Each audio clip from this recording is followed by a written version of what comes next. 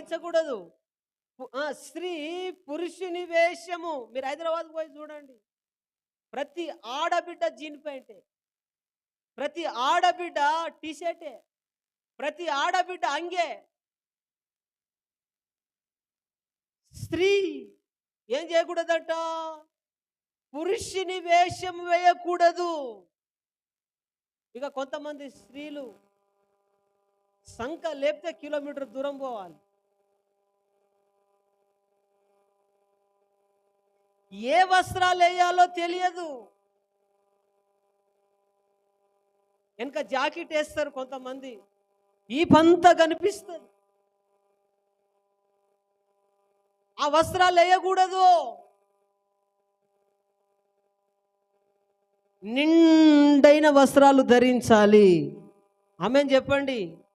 చూడండి, స్త్రీ ఏమేయకూడదు?